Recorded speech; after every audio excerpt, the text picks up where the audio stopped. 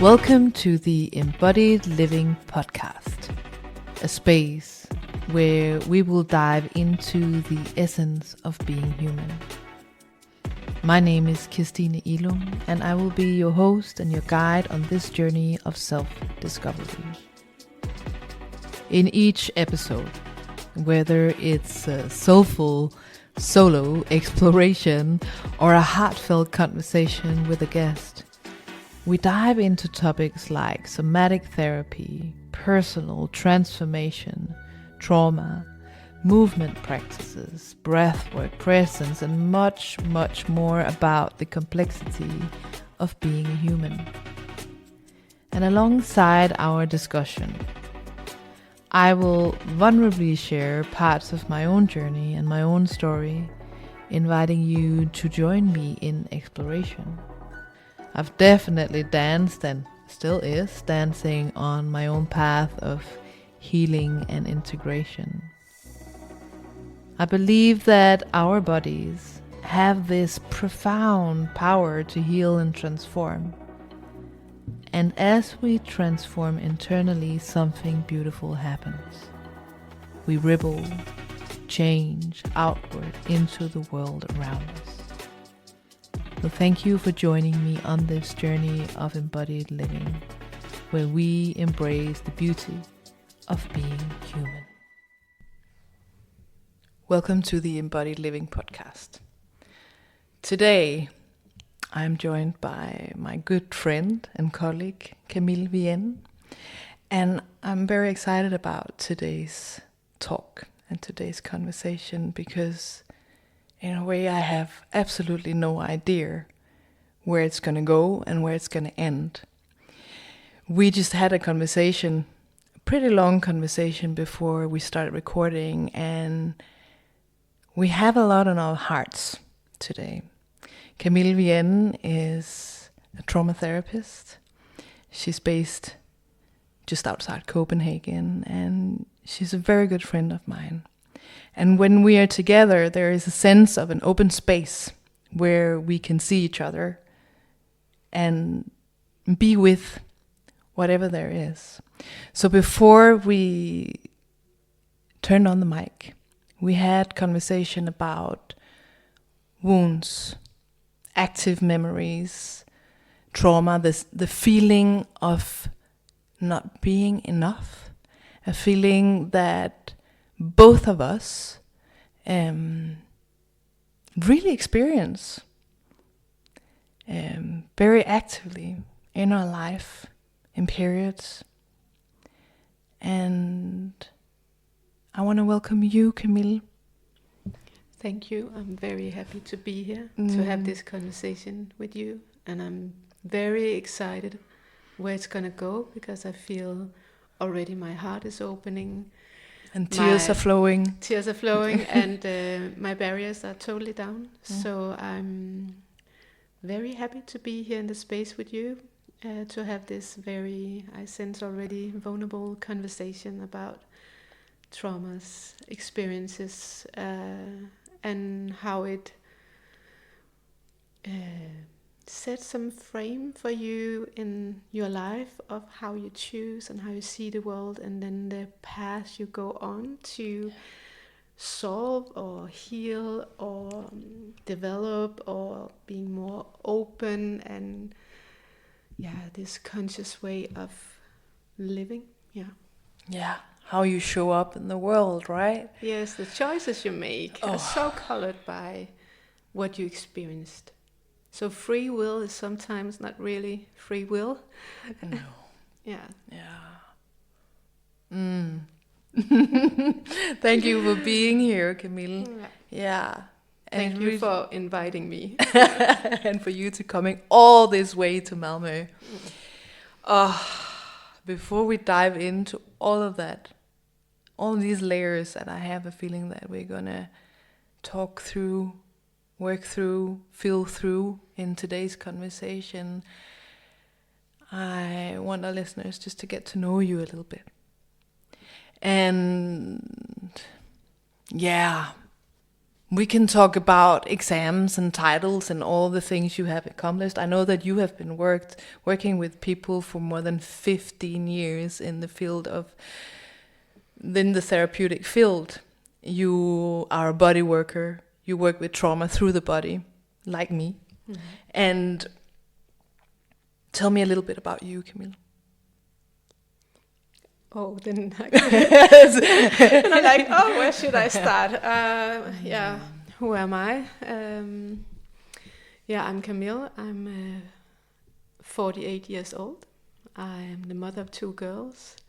And as you said, I have been working with people and their bodies for more than 15 years. 15 years ago, I opened my company and had already started a journey of diving into the body and how the body is, what we sense or how the body is feeling is actually an imprint of what we experienced. So already when I started early on working with people through movement, I could see things in people's bodies that I didn't really get to solve with pure movement and exercises. So I started looking into what else could I add to my bag of tools to help people better. And I worked very close with people already from the beginning, so people started telling me their stories. And when I got the stories, I was like, so that was what I saw there in the body. And through the years, I've gathered many tools to be able to better target and open up the things that are showing up in people's bodies.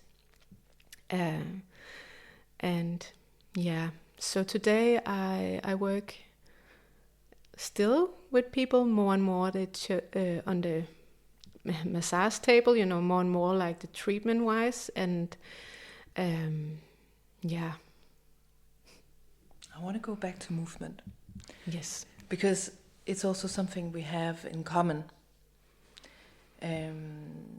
Camille is just like me, have a degree in dance and performing arts, and so your journey with movement started really early. Yes. More maybe as a performance, and I don't know, I can only speak from my own perspective, but in the beginning it was a lot about perfectionism for me and performance, and then later on it became more and more raw and authentic expression. I don't know how is your take on that whole journey, because I think we need to go back there. Yes. I think we need to go back there. You were in Holland, I was in England, but it was around the same time. I don't even remember when we met, but maybe it doesn't matter. Along the way. Along the way we met. I don't know when we met either. I went to Holland to get the degree in dance and performing arts. And back then it was about performing. It was about being good at it. It was about making it look good. And I actually, just a day or two ago, I was actually thinking about how much I closed down to be able to deliver at the level I should. So pain is the game. And back then I was laughing at it, and there was a little bit like, it has to hurt, or it didn't have to, but along the way I got many injuries in my body. My body was not all natural in moving like that and that much, so I got many injuries already. And 21 I got 2 hip injuries. And I just kept dancing. I just swallowed the pain and made it look good anyway. So I could with pride say I never had a sick day. Oh my God, I recognize this. I always stood on stage no matter how sick or injured I was. Yeah. And so talk about not working with the body. talk about just whipping your body and pulling it along on a leash. That is so interesting because I sometimes have people asking me, you have worked this and this many years with your body as a professional dancer. You must have had really good contact. And I always answer, yeah, because there was for me also, it was in a way a surviving thing. It was, like you also describe, a place of shutting down, to be able to have, because the body becomes a tool for perfectionism. It becomes a tool for, like a trumpet or a violin, or it has to be in tune, it has to look a certain way, sound a certain way, be attuned a certain way. And at least for me, and from what I hear from you as well, in order to go to that extreme, there was a closing off of my sensory organs, of my senses, my whatever I felt emotionally. And you had to, because if you showed weakness, if you showed that you couldn't do things, there would be plenty people standing in line to take your job. Yeah. So it was also survival. It was like you just had to be there. You just had to show no pain. You just had to show and deliver what was expected. I actually remember when I was working in Holland, I was working with the same choreographer for many years. So in a way, my place it was there. And I remember one day he said to me, and at the time it didn't really, he was very empathetic and he was a good man. Unfortunately, he's not with us anymore. But I remember him as we were rehearsing, and we were doing the hardcore stuff with parkour and, stunt work. And I was one of the oldest dancers at the time, and he was looking at me and he said, Kirstine, you know what? You're not invincible. And at the time I was like, what does he mean? I don't know what he means. And but it has grown with me over the years, and where he saw some softness and vulnerability, I was closed off. Mm-hmm. Yeah. Yeah. So going from working with the body at that level and showing up 100%, for me at some point I could also feel there must be a different way. Yeah. So when I stopped dancing, I continued working with the body and going into the body and working with the body and looking at people's body, and then to find a way to work with the body instead of just dragging the body along. And also the people I work with today, I see, because our society, our everyday life has such you have to deliver quite at a high level just to manage kids' jobs and everything. So again, here you see the body is just dragged along and is expected to be able to do it. And that's why a lot of people come into me and the body cannot deliver at that level anymore. And it's not supposed to. And we can work with the body also in our daily life, and it changes so much in how the body is moving. So less pain, less tension, better breathing. That affects both your physical body, but also your stress level, your mental state, how much you can deliver, and how well you think. So it's all connected. And I think for me to have been so hard on my body and had so many injuries, so I know what pain is. I know what it is to deliver at a high level.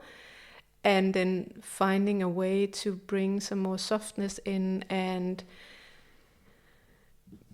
that it's okay to feel, it's okay to have boundaries, it's okay to, have a softness as well. Yeah, but it doesn't really happen overnight, right? I often see when clients come in and we start, the body can be a kind of an enemy.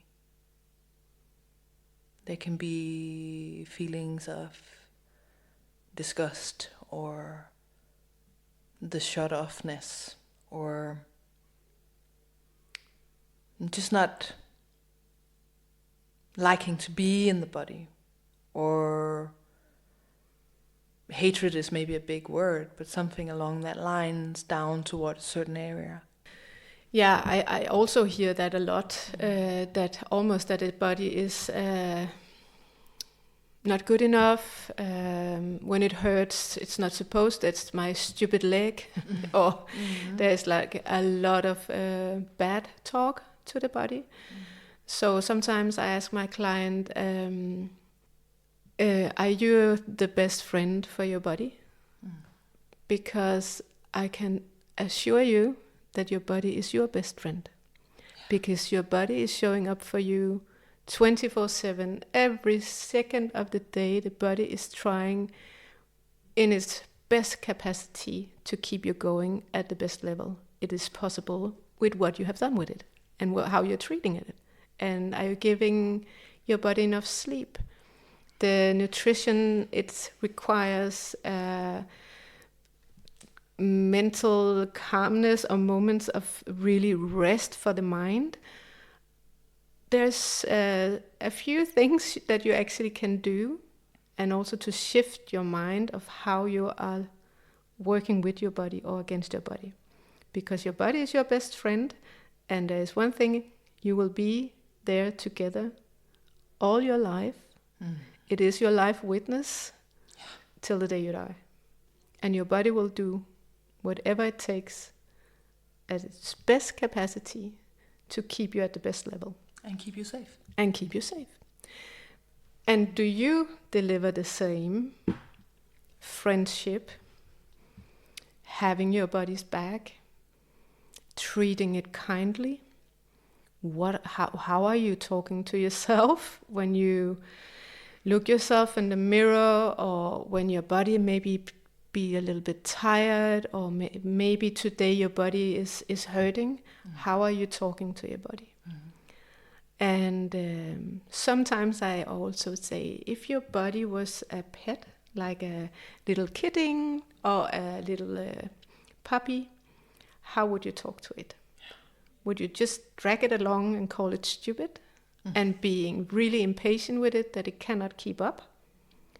Or would you talk to it a little bit different?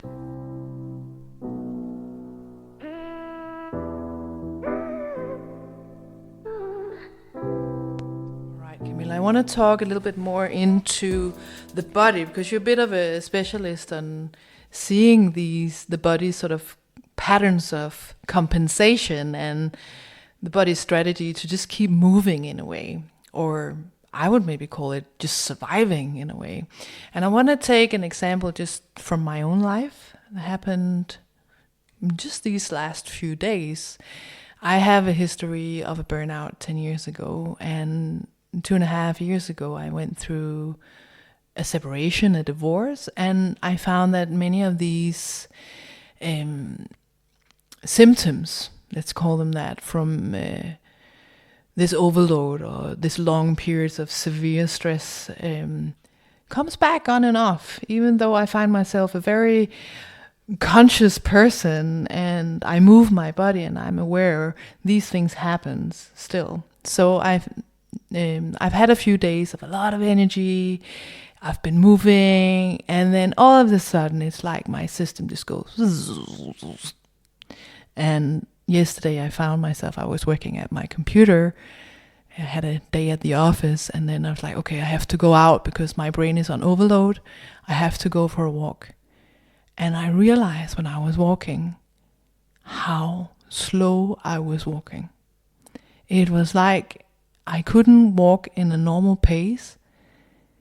And a part of me says right now, but just walk faster. But I couldn't.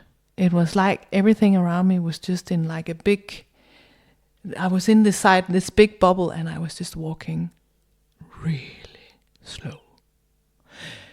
So tell me a little bit about the way you see these compensations, or in me maybe, but also maybe just what you see in your clinic, what you meet in your everyday. The interesting thing about the body and movement is, as I said, the body is really trying all the time to take care of you. And the body's first priority is to breathe. The second priority is to move, because if you cannot move around, you will not survive very long. So the body system is so intelligent that it has a way of compensating. So if some muscles are not working as they are designed to, other muscles in the body will jump in and be a good friend and help. And that is very, very clever, because you can keep on moving. And you can also see it when you look around in the everyday life, that there are different way that people are moving, and the alignment in the body is different. So I think most bodies have a way of compensating, because most body has been, there has been some things that are making an impact in your body or in your life. So there is often a compensation pattern at play in the body. And we can actually, in the clinic, we can test it. So we can actually do a muscle test that shows what is the strategy for movement in your body. So a symptom could be muscle tension, pain, change in the alignment in the body, a feeling of a compression in the joints, because when the body starts compensating, it drags inwards. And that, of course, makes a bit of a strain on the body, on the joints, and over time, if this pattern is there for a longer period of time, it can make the joints hurt more, and it can make injuries in the body. So it's very cool that the body has a strategy for movement like that, but over time it can hurt you pretty badly. So another thing is also, it takes much more energy from your energy bank to move in a compensation pattern than it does to do in anatomically correctly designed movement pattern. So muscles that does its own work plus extra work, of course, use more energy and gets more tense. So when you have a longer period of pressure or overload or strain somehow, both in your life but also in your body is using more energy than it should every day. So then you don't, every day you use energy, and every time you relax or you sleep, you get a little more energy. But over time, your body will have used too much energy. So that is why suddenly the body doesn't have energy to go up the stairs, and the muscle might be very tired. Or as you say, you suddenly feel yourself, you are almost walking like in slow motion, because the body's like, we need to slow you down, because your energy bank is almost on empty now. The thing is, in our nervous system, we often we feel like we are where we are. That is our new sense of normal. And none of us know where we are in compared to where the real bottom line of real relaxation and homeostasis is in our nervous system. So the thing is, if we then have symptoms, or I think everybody should every day try to get a drop in the nervous system. And you can do this, do something you like, or lie just down on the floor and give yourself 5 minutes of peace, or meditate, or sit in the sun and have this sense of really just doing nothing. Because when your nervous system just gets really this little drop in the nervous system, where you feel like, there is a new sense of relaxing, that is also where you gain energy. And here comes a little bit about society's, the way that we expect it is maybe not the right word, but maybe expect it to be in society. I know for many of the clients that I have coming in to my clinic that they can't see the way out to find that place where they can allow themselves to find that drop. Because there's work, there's deadlines, there is hours of work in front of a blue screen, and then you come home and you have to cook and you have to do a million things. So we meet people where the nervous system is really, it's really on high tension, and the person they just can't see it. They can't see it happening. It is not possible to see it when you are in that state. Exactly. I mean, it is not, because you cannot see yourself out of it. You cannot think yourself out of it. Exactly. So it's normal that you can't think of how should I have time to relax. And that is also, I think, for everyone, the journey of when is it enough? Yeah. When is it enough? Because we all have that point. Yeah. And sadly, we have to feel it quite hard. It's most people have to almost fall a little bit over the edge to have the sense, okay, now it's enough. And now I have to find at least 5 minutes, because if I don't, I'm getting a little bit scared if I will fall completely. Yeah. And it is a little bit sad, but it's a natural way. We are fighters by nature. Yeah. We are survivors by nature. So we keep going until we can't keep going. And our body will keep going. And it will keep going even though you fall over the edge. So you can push yourself that far.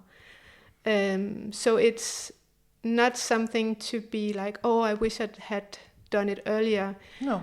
You get it when you get it. Exactly. But it's also with a kind reminder as us as therapists that hold the space, being like, okay, how can we invite you to just a tiny, if it's 5 minutes, just 5 minutes of finding that peace. And also I experience a lot when people find that drop in it's easier to find it with help. With someone exactly. Yeah. And then it's like, okay, so that sense you have in your body, and when you sit up and suddenly have the sense, wow, now I can feel myself. I hear that so often. Now I can feel myself. I can feel myself in my body. Wow. And that is actually how it's, if you take that out and re-find it in small moments, just small moments every day. Oh, there I am. Yeah. And what I find often is when people start giving themselves 5 minutes, it suddenly becomes 15 minutes. Exactly. It suddenly becomes a couple of times a day, because that sense of feeling myself in the body and tuning in with the emotions that might be there, that just need to be held for a few moments so they don't get stuck in the body, gives you the power, gives you the feeling of a little more, I would say control, but a control in a good way, how you manage the energy going in your life.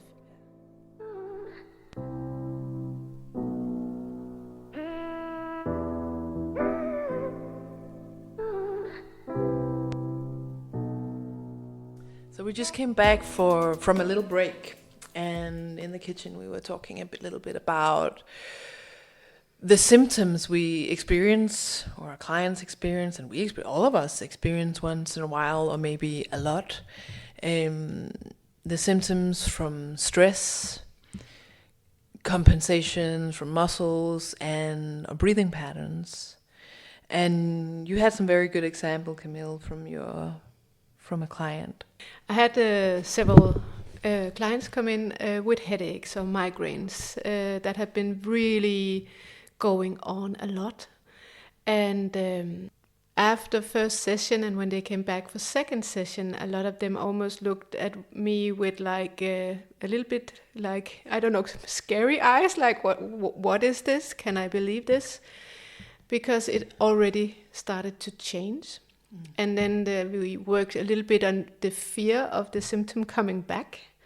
Because when we start breathing better, when we loosen up the body, and when the body's compensation patterns gets better, there's less stress in the in the system, and that also means that less headaches, less migraines. And when you experience that as an invalidating thing in your life that's been going on every week for maybe years, it is very strange to experience that it's not there anymore. And then what usually is happening is it comes back when you then have like a very busy period in your life, or there is like an event you're going to that is maybe a little bit too much for your system right now, and then the headache comes back. But then it starts to become a system that you can work with, because then it's more that your body's saying, hey, this is too much. Oh yeah. And then you know what you need to do. You know you need to release your diaphragm. You know you need to take a little bit care of yourself. Take a little break where you breathe, maybe for 5 to 15 minutes. And then you can actually be back in the good state. So this also of learning your symptoms, so you can work with it. And when you know what to do, it's again, it's a very empowering place to be suddenly. And symptoms can be many different things than headaches. It can be back pain. It can be also less visible, or it can be inside your system, like a sense of impatience, that you always are on the go, and you don't know how to sit down because there's so many things you need to do, and people are moving so slow, and why can't they just... So this feeling can also be when it's in a continuous normal state for you. It can also be like a stress symptoms, a system that your system is, how do you say, like overbelasted. How do you say that in English? It's like overloaded. Overloaded. It's overloaded. It's an overdrive. Yes, exactly. Yeah. So there can be many symptoms also if you are reacting too much, if you get a lot of emotions, that you are irritated, that you raise your voice a lot, or get very impatient. That can also very triggered. Very triggered. So that can also show you, okay, my nervous system is maybe up on a higher level that it should be. Yeah. Not to bang yourself in the head and judge yourself, but just as maybe I just need to do something to regulate myself, get a drop in the nervous system, and get my system in a more calm state.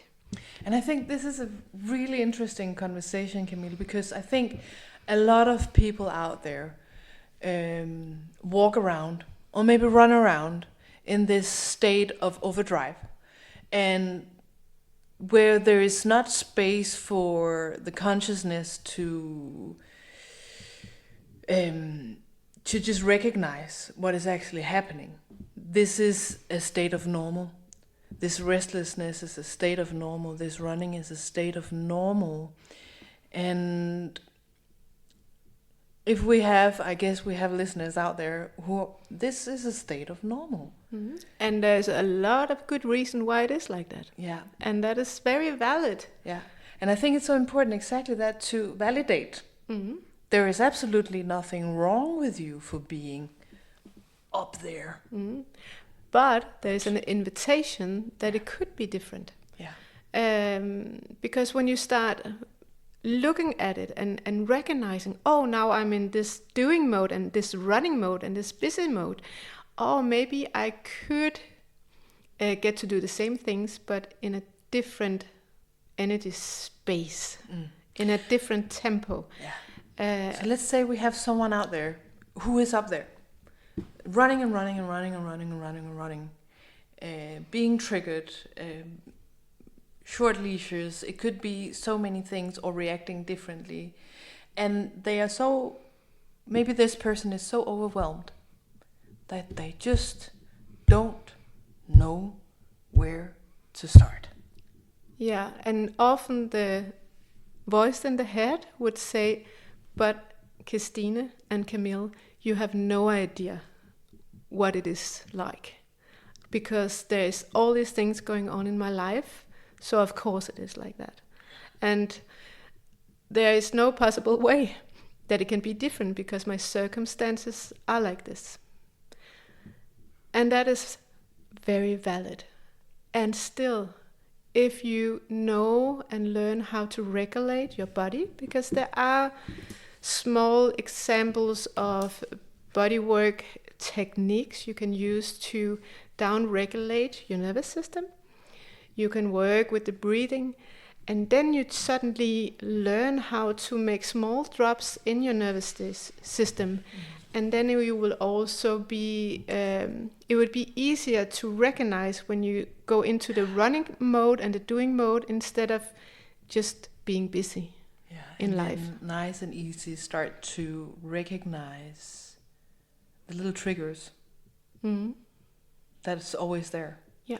That starts that restlessness. That triggers that to get going, in a way, right? Mm-hmm. How do we learn to recognize those? Yeah, but it is to start to recognize, like having an eye on what is going on in my body, having an eye on what is going on in my mind.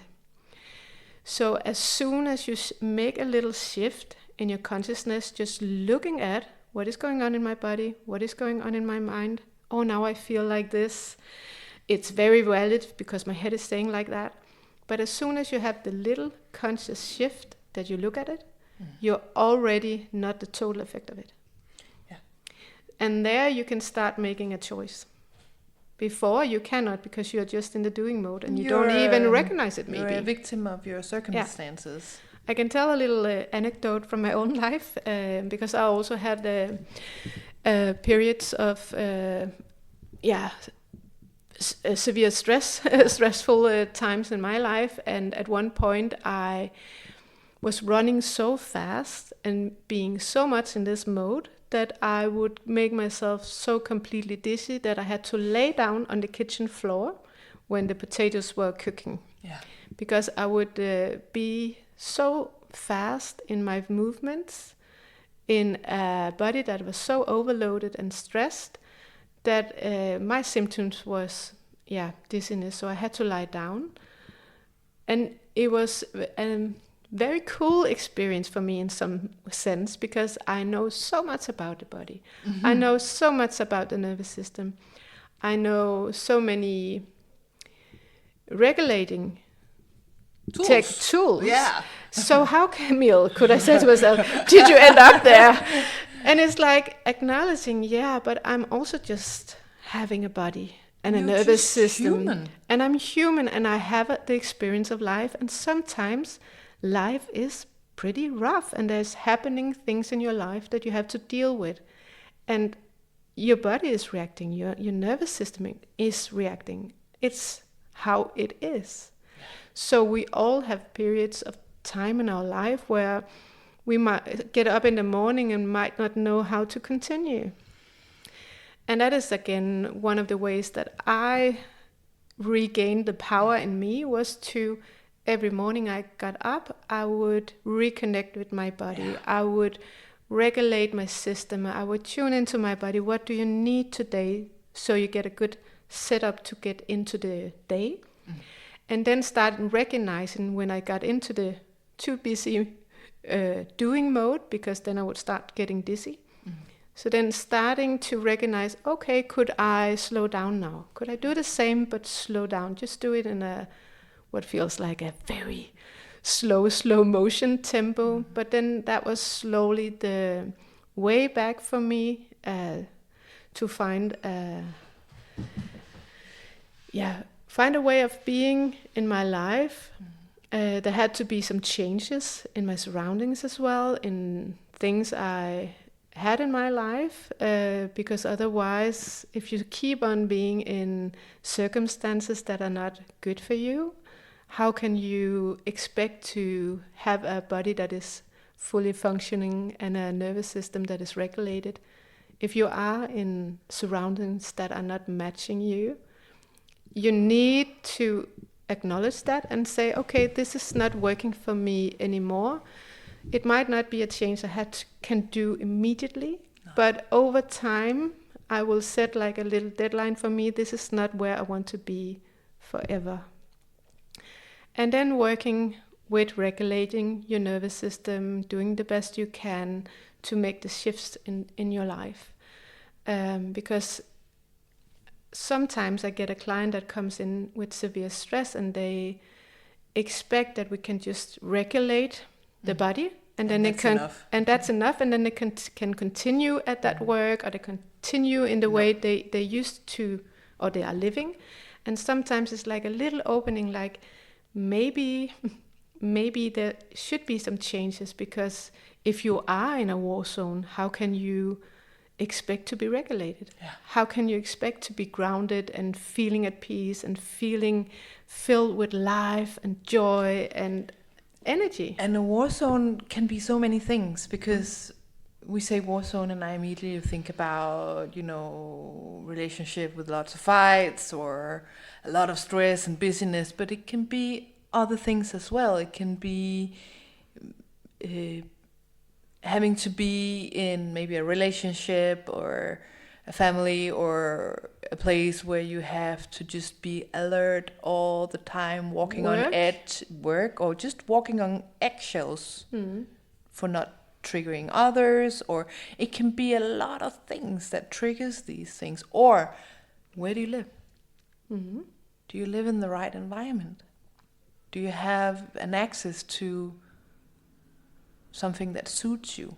Yeah. Whatever that is.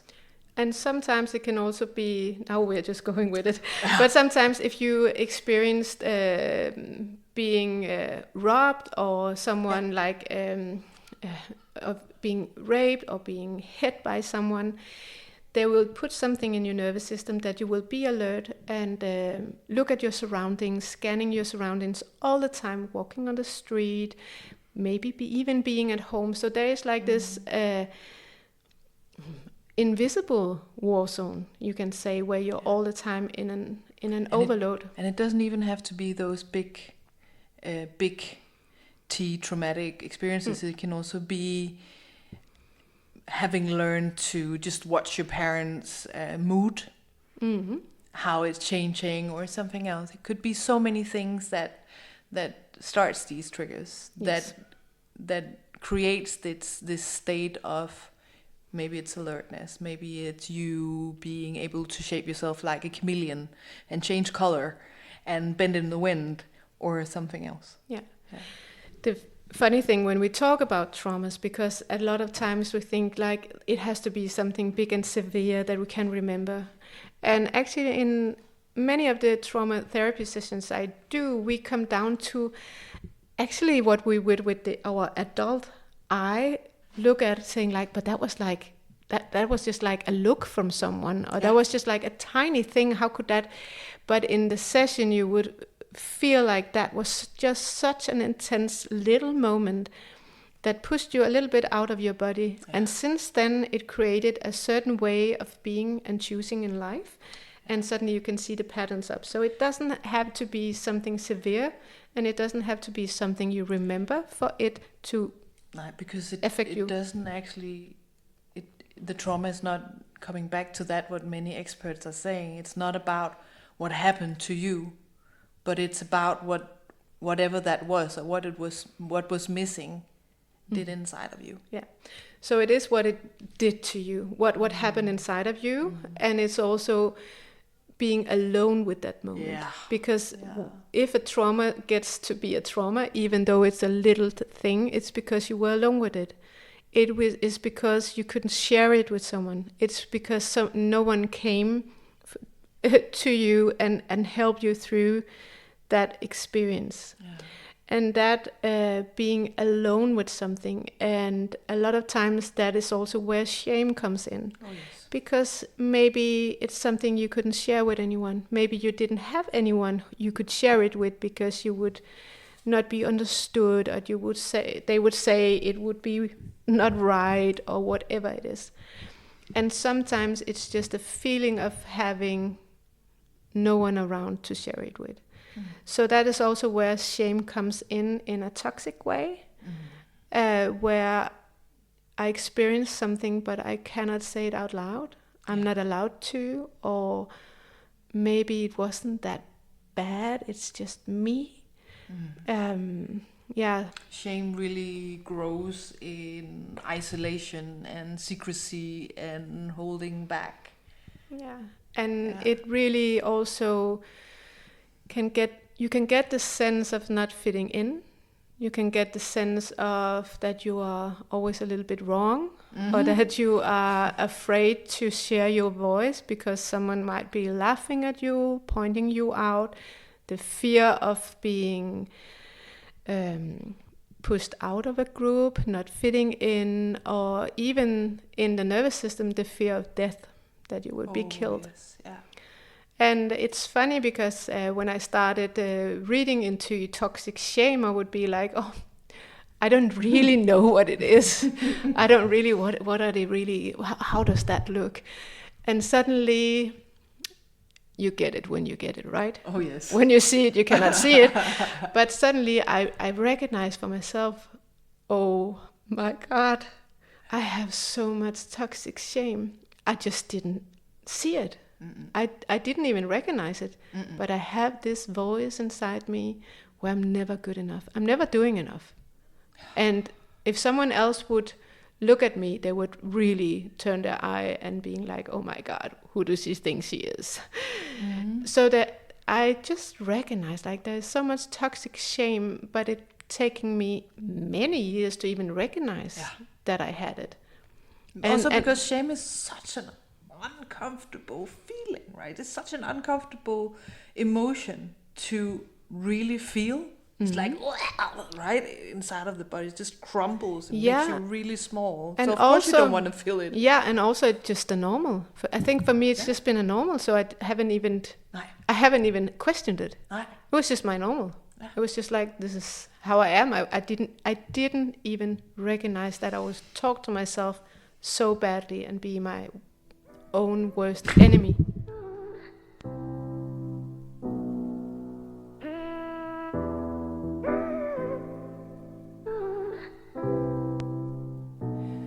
Yeah, so there's also like how can we start recognizing if we have toxic shame going on? If you are in situation with other people or groups of people or different areas in life where you don't feel like you're fitting in, that could be a sign. It can also be when you are in a group where you maybe get the feeling that you are a little bit the outsider, or maybe you don't really feel like you're fitting in. Also looking at what is my instinct here, because there are different instincts that our nervous system chooses for us when we go into survival. So it can be that we are getting the fighting mode. It can be that we are going into the flee mode, that we want to get out of there as soon as possible. Or if we recognize I cannot fight or flight, then I will get into the freeze or into the pleaser mode, that I make sure that everybody in the room gets comfortable, because then I feel comfortable or safe. Which of these categories do you fall into? Because I think we all have certain patterns that we tend. Yes, I am definitely fleeing. So I want to get out of there. And when I recognize that, also because as adult we learn that we like control ourselves. So a lot of times I would then go into this what we call functional freeze, that I am there but I'm not really there, and I'm not really there in my body. I'm just somehow surviving and being in this freeze mode. So functional freeze is that you're still there, but you are actually not really taking care of yourself and your boundaries or your needs. And I can also jump into the pleaser mode, because if I make sure, I'm very good at sensing other people. So if I sense that there's something going on in them, if I can regulate that is a talent I have, then I can feel safe. But it's hard work. Yeah, that's definitely hard work. Yeah. And what are your strategy? Yeah, I recognize a little bit of what you're saying. I primarily, I get the sense of wanting to disappear. So I flee. Yeah. I go and hide. I go a little bit for myself. And then, that shuts down my voice a little bit, and maybe that's a functional freeze as well. And remember being in situations with groups where I just have a little feeling of just being a little bit on the edge of the group and not really interacting socially. And at the same time, I have an ability to be completely present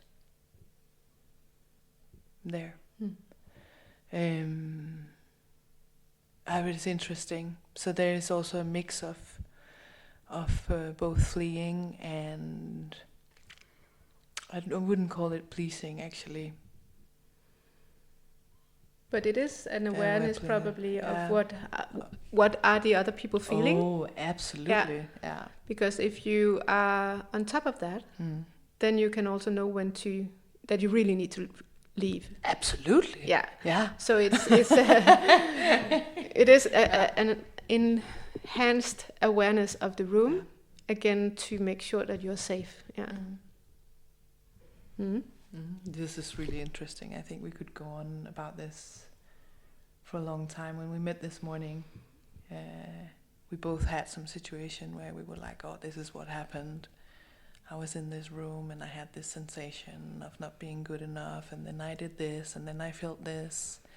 And it's that awareness that can help us, because these triggers will always be there.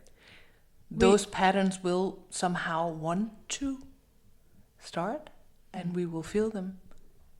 And the more we see it, that's also, because we can work with it, but we have to see it before we can do something with it. Exactly. The first step is that to acknowledge and be aware of, now I go into this mode.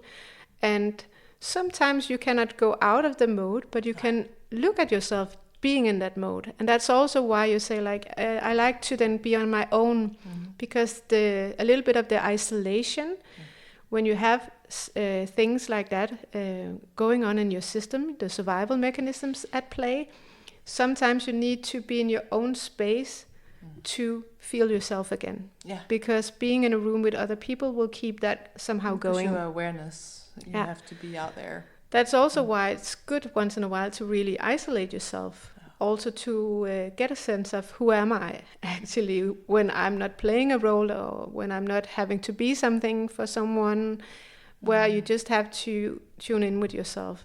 And how is that possible in real life? But when you start recognizing how I am when no one is around, and letting that ripple out into your life, I also feel that the survival mechanisms get less and less when I hold my triggers, when I acknowledge that every time I get triggered, there is a place I haven't healed.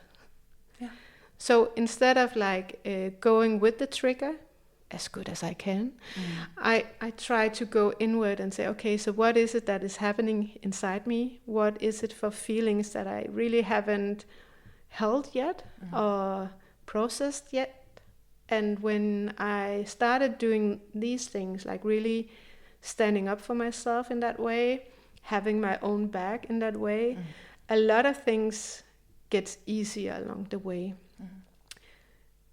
And when that's said, going through life, you will be triggered. You will never, you will never not get to a point where your survival mechanisms are not going to be turned on, because your body will try to keep you safe all the way through. And it knows exactly the way that used to work. Yeah, exactly. I'm also thinking about, now that we're talking about this, how our survival mechanisms, in any way they show up, in the way we react, the way our body starts to tense up in different places. Do we leave our body? Do we go in? Do we fight? What do we do? It it's a part of the way we show up in the world, and it's a way of not really allowing us to show up authentically. Exactly. Because there's been so many moments in life where you were not allowed to, or you couldn't. Yeah, because you had to look at that other Yeah, person. so it can almost be said like there has been so many moments where you were pushed out of your body, and the body just went into survival. And sometimes that is then where you are functioning from, until you start inviting yourself back in your body.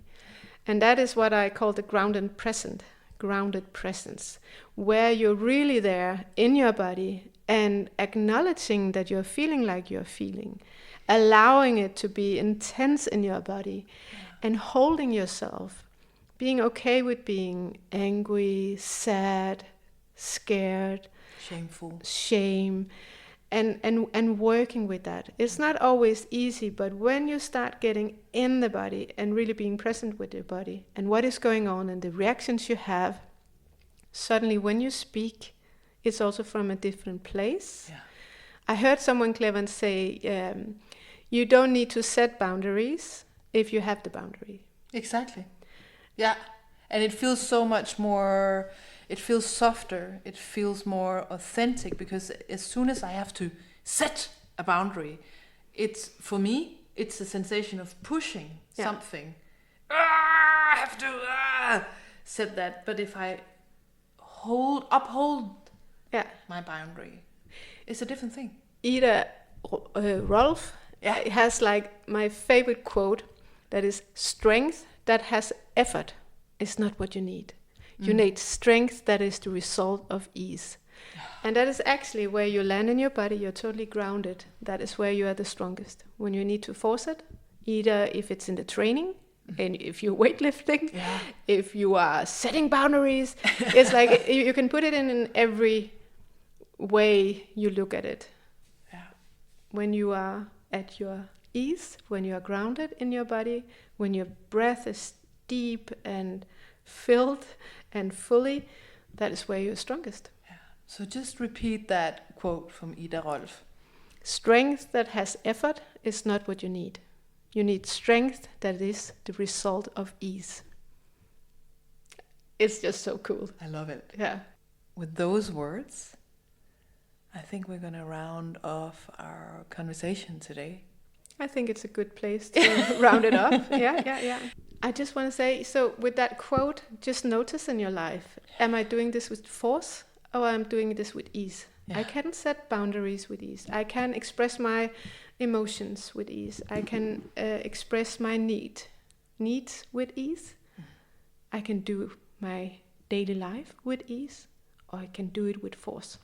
And then I also want to say, if you then find yourself in this place where you have to do it with force, that's not wrong.